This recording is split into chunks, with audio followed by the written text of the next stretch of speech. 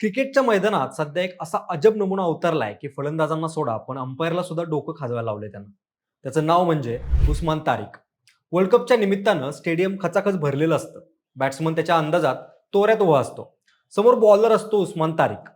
उस्मान बॉलिंगसाठी तयार होतो. गडी हळूहळू पावलं टाकत बॉलिंग करायला पळत येतो.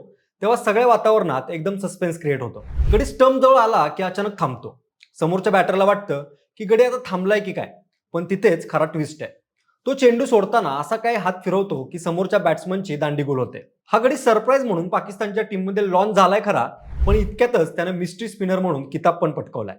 आज आपण याच पाकिस्तानच्या उस्मान तारिक बद्दल माहिती जाणून घेणार आहोत. तो कोण आहे, उस्मान तारिकची इतकी चर्चा का होते, त्याने आजवर काय काय केलंय आणि हा गडी आजच्या भारत पाकिस्तान सामन्यात काय गेम करू शकतो, ही संपूर्ण माहिती आपण जाणून घेऊयात आजच्या व्हिडिओच्या माध्यमातून. नमस्कार, मी अक्षय आणि तुम्हाला तर माहिती आहे आपला विषयच भारी आहे. आज संध्याकाळी 7 वाजता कोलंबो इथे भारत पाकिस्तानचा सामना आहे. श्रीलंकेच्या आर प्रेमदासा स्टेडियममध्ये हा सामना खेळवला जाणार आहे. कोलंबोमध्ये सध्या पावसाचं सावट दिसत असलं तरी हा सामना होऊ शकतो असं तज्ज्ञांचं मत आहे. या सामन्यात जो बाजी मारेल तो थेट सुपर 8 मध्ये पोहोचणार आहे. त्यामुळे ही लढाई दोन्ही संघांसाठी महत्त्वाची ठरणार आहे. नामिबियाच्या सामन्याला मुकलेला आपला खतरनाक खेळाडू म्हणजेच अभिषेक शर्मा. त्याची विस्फोटक बॅटिंग दाखवायला तो आज टीममध्ये असणार आहे. त्यामुळे मॅचमध्ये आणखी रंगत येऊ शकते. त्याबरोबरच पाकिस्ताननं देखील त्यांचा एक सरप्राईज बॉलर संघात सामील केल्याचं दिसतंय. त्याचं नाव म्हणजे उस्मान तारिक.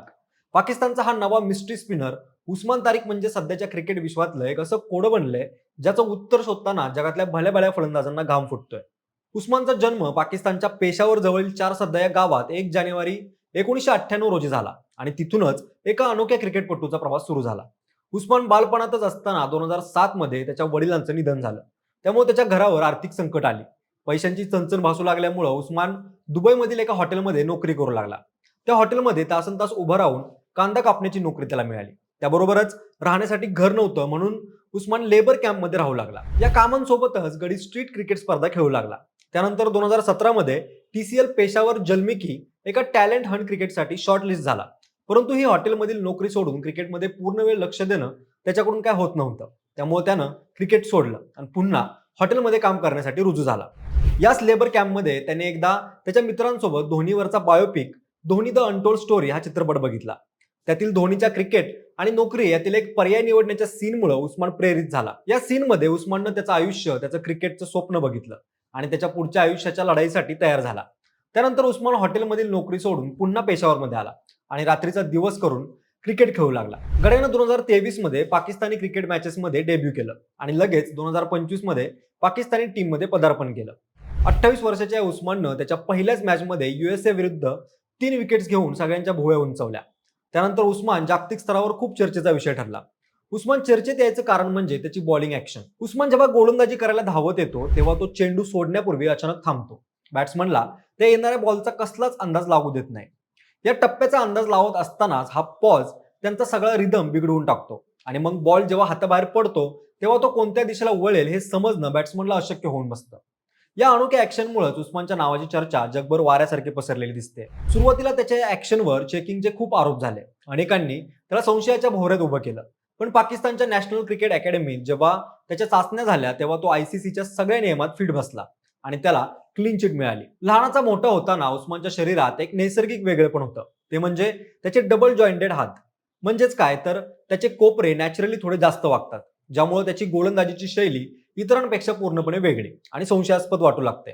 पण याच वेगळेपणाला गड्यानं आपलं हत्यार बनवलंय. त्याची ही जादू खऱ्या अर्थानं झळकली ती पाकिस्तान सुपर लीग मध्ये, जिथं त्यानं क्वेट्टा ग्लॅडिएटर्स कडून खेळताना दिग्गज बॅट्समनचं खेळणं कठीण करून सोडलं होतं. त्यानंतर त्याने मागे वळून बघितलंच नाही. कॅरेबियन प्रीमियर लीग मध्ये आपल्या फिरकीचा ठसा उमटवल्यानंतर 2025च्या शेवटी त्यानं आंतरराष्ट्रीय क्रिकेटमध्ये पाऊल ठेवलं. दक्षिण आफ्रिकेविरुद्धच्या पदार्पणातच त्यानं आपली दहशत निर्माण केली आणि त्यानंतर झिम्बाब्वे विरुद्ध घेतलेली ती अफलातून हॅट्रिक आजही त्यांच्या चाहत्यांच्या लक्षात आहे. 2026च्या T20 वर्ल्ड कपसाठी जेव्हा पाकिस्तानचा संघ निवडला जात होता तेव्हा निवड समितीला एका अशा एक्स फॅक्टरची गरज होती, जो श्रीलंकेच्या फिरकीला पोषक असलेल्या पिचवर बाकीच्या टीम्सला बुचकळ्यात टाकेल. उस्माननं त्याच्या आधीच्या मॅचेसमध्ये घेतलेल्या 18 धावा, 4 बळी आणि त्याची इकॉनॉमी पाहून त्याला थेट वर्ल्ड कपच्या संघात स्थान मिळालं. आज तो केवळ एक गोलंदाज नसून पाकिस्तानचं मोठं सरप्राईज फॅक्टर बनलाय. फलंदाज त्याला वाचवण्याचा प्रयत्न करताय तोच तो आपल्या कोपऱ्याच्या आणि पॉस्टच्या जादूनं त्यांना बाद करतो. परंतु याच फिरकी गोलंदाजाचा आपल्या भारतीय संघानं कसून सराव केलेला दिसून येतोय.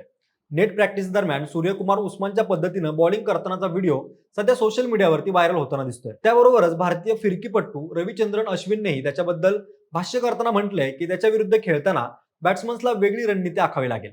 त्याची 2 कोपर असलेली कहाणी आणि मैदानावरील त्याचा तो विचित्र पॉज यामुळे तो 2026च्या वर्ल्ड कपचा चर्चित खेळाडू ठरलाय. परंतु उस्मानच्या याच पॉज असणाऱ्या बॉलिंगला आपले भारतीय संघातील खेळाडू कशा पद्धतीने उत्तर देणार आहेत हे आजच्या मॅच मध्ये दिसून येईल. 2024 नंतर भारतीय संघाचं रूप बदललेलं आपल्याला दिसतंय. ते म्हणजे असं की सध्याची भारतीय असलेली टीम ही खूप अटॅकिंग फॉर्म मध्ये आपल्याला दिसते. 2024 वर्ल्ड कप नंतर वेगवान बॉलर समोर भारताने आतापर्यंत 157 विकेट्स गमावलेल्या आहेत. तेच स्पिनर समोर 73 वेळा आउट झालेले दिसत आहेत. त्याबरोबरच अभिषेक शर्माचा स्पिनर समोर स्ट्राईक रेट हा 212चा आहे, तर ईशान किशनचा स्ट्राईक रेट हा 185चा आहे. त्यासोबतच तिलक वर्माचा 170 तर सूर्यकुमारचा 168 हा स्ट्राईक रेट आहे. त्यामुळं भारतीय खेळाडू आजच्या पाकिस्तानच्या स्पिनर्सला काय उत्तर देणार हे बघायला मजा येणार आहे. बाकी मंडळी, आज भारतीय बॅट्समन उस्मान समोर काय धुमाकूळ घालतील, उस्मानची पॉज असणारी बॉलिंग भारताच्या बॅट्समन समोर चालेल का, याबद्दलचं मत आम्हाला कमेंट करून नक्की सांगा आणि आपल्या विशेष भारी युट्यूब चॅनलला सबस्क्राईब करायला विसरू नका. धन्यवाद.